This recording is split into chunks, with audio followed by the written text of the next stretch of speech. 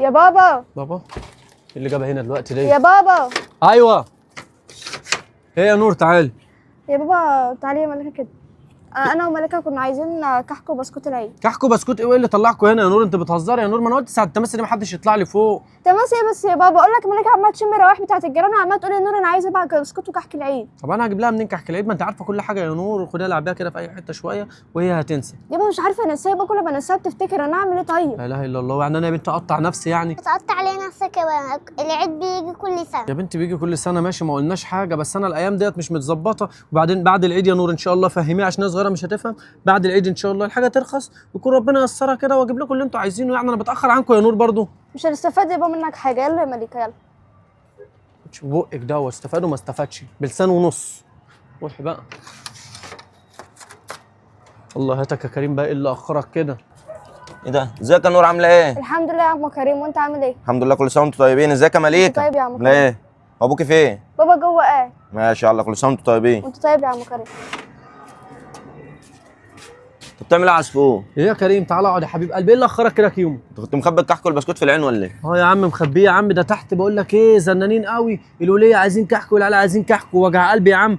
طب ما هو طبيعي يا عصفور، ما احنا في عيد كل سنه وانت طيب يعني، ما دي الطبيعه يعني، والناس انت عارف في العيد كحك وبسكوت وشوكولاته والكلام ده كله يعني. ماشي يا عم كريم، بس الدنيا مش متيسره دلوقتي يعني، وبعدين يعني يمشوا الدنيا يعني، واحنا جايبين لبس العيد بالخناقه ربنا اللي يعلم يعني. اما انت جايب الكحك والبسكوت ده لمين؟ والله انا قلت عشان احنا يا نقعد انا وانت كده ما نبقاش قاعدين ايه اي حاجه تقضي كده. لا يا عم عصفور ما يصحش برضك الكلام ده يعني، عيالك يبقى قاعدين تحت وانا وانت قاعدين ناكل كحك وبسكوت وهم نفسهم فيه، ده على راي المثل يا عم عصفور، اللي يعوز البيت يحرم على الجامع. يا عم ما تشغلش دماغك يا عم كريم، وبعدين انت عندي اغلى من عيالي يا عم. يا عم مفيش الكلام ده يا عم عصفور، ما الكلام ده كلام بنقوله واحنا قاعدين مع بعض كده قاعده بالحب، يا لكن كريم انت عيب. عيالك اولى يا عم عصفور. ربنا اللي يعلم يا كريم، والله انا بعزك قد ايه. يا عم انت اخويا وكل حاجه، بس برضك عيالك اولى، برضك كانوا دول عيال اطفال صغيره ما يعرفوش الكلام ده، ممكن يروحوا عند ضيوف يشوفوا كحك وبسكوت تلاقيهم عمالين ياكلوا بطريقه مش كويسه، انت هيبقى شكلك ايه؟ لكن انت لما تجيب لهم كل اللي نفسهم فيه يبقى العيال دي طالعه مثلا مش محتاجه حاجه، بص هيحبوك، لكن انت كده لو هم طلعوا دلوقتي وانا وانت بناكل، انت منظرك قدامهم هيبقى عامل والله ازاي؟ يا كريم انا بامر الله في فلوس جايه ان شاء الله، يمكن بكره بالكتير ان شاء الله،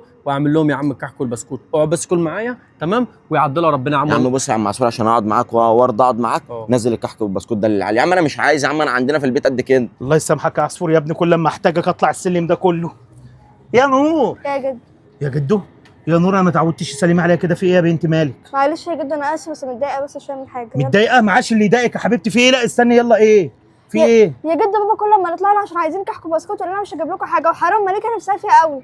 حبيبتي بس كده، ده بكام الكحك والبسكوت دوت؟ ما اعرفش يا جد، بس هو غالي يعني، ده الكيلو بيعدي. بيعدي؟ طب امسك، عامه أنا لسه قابض المعاش اهو، 500 جنيه معاك اهو، لو هجيب لكم حتى بنتي كيلو.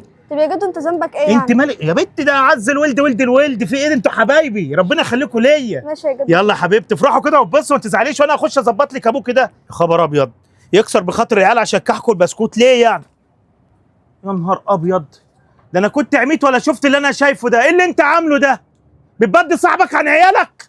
يا خبر ابيض، ابويا بقول لك يا كريم انت اللي جايب الحاجه ديت ها؟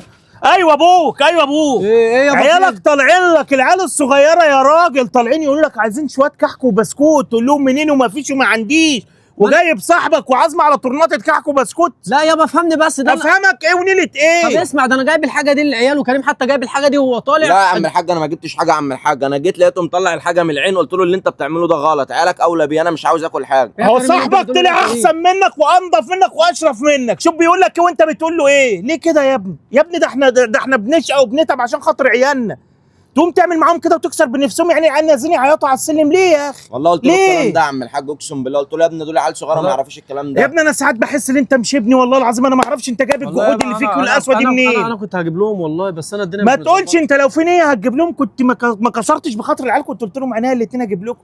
يا حبيبي يا حبيبي، ده الضنا ده اعز، ما فيش حد بيحب حد احسن منه الا ابنه، انا مش عارف انت طالع وحش كده لمين؟ ما فيش حد عندنا وحش. طب اهدى بس يابا ما تزعقش، بس خليت شكلي وحش قدام صاحبي. طب يابا يعني انت خايف على شكلك قدام صاحبك ومش خايف على شكلك قدام عيالك اللي انت كسرت بخاطرهم؟ يا اخي حرام عليك، انا مش عارف اقول فيك ايه، بس اقول فيك ايه؟ تعبت معاك وغلبت معاك يا اخي. اهدى بس يابا ما تزعلش نفسك والله العظيم، واقول لك على حاجه يا عم كريم، عشان اللي انت عملته دوت والله ما تدوق الكحك يا دوت. ابني عملت ايه يا ابني؟ وانا اللي يكلمك بالصح يبقى كده جه عليك. ينزل عيالي فعلا فوق الدنيا كلهم. طيب ما انت هو ده الكلام الصح اللي المفروض يحصل اصلا، ده انت ماشي. كده بتحسسنا ان انت بتعمل حاجه لينا احنا انا دول غلطان عيالك يا ان انا حبيب كنت قلبي. عايز اضيفك يا كريم. توكل على الله، توكل على الله، عشان عايز صاحبك في كلمتين. وانت يا استاذ كريم صلى على النبي، عايز اقول لك على حاجه. امورنا عماني، في حاجه ولا ايه؟ الامر لله حبيبي. انا عايزك يا ابني تقرص على عصفور ده شويه. انا شايف انت الوحيد في اصحابه اللي صالح فيهم، يعني بتدله على كل حاجه صح، انما كل اصحابه علموه القسوه وعلموه الجحود. فعايزك تتكلم معاه كده بما يرضي الله، اقول له ما تحاولش تزعل امك، ما تحاولش تزعل ابوك، ولادك دول اهم حاجه في الدنيا. والله العظيم عايز اقول لك كل شويه كسر هدوم العيد ما رضاش يخليهم يجيبوا اللبس، رحت انا جبته لهم. مش عارف كحك العيد برضه قابلت العيال دلوقتي اديت لهم فلوس برضه عشان والله يا يجيبوا عم كحك انا العيد. اتفاجئت لما جيت لقيته بيطلع الحاجه كده، لقيت نور ماشيه هي ومليكه. بقول له يا ابني في ايه؟ قال لي دول جايين يتكلموا معايا في الكحك. فاتكلمت معاه في الموضوع، قلت له والله انا ما عاوز اكل، اهم حاجه العيال الصغيره دي ما تعرفش الظروف وما تعرفش حاجه من الكلام والله يا ده. ابني انا تعبت معاه ده. انا ساعات بحس يمكن العيال دي مش عياله ولا حاجه، اللي من القسوه اللي بيقساها عليهم. يا عم الزمن هيعلمه عمان، احنا واحده واحده معاه كده برضه كان الله فاهمه. يبارك عصفور لك. غلبان وكل حاجه بس دماغه على قده برضه. معلش، فعايزك الله يبارك لك كده تقرص معاه انت والله شويه أنا وأنا معاه، شوية، أعمل الدنيا إيه طيب؟ هتتظبط. ربنا يصلح الحال. ربنا يصلح حاله انزل يا انا رب. اشوف الدنيا فيها ايه. ماشي يا عمان.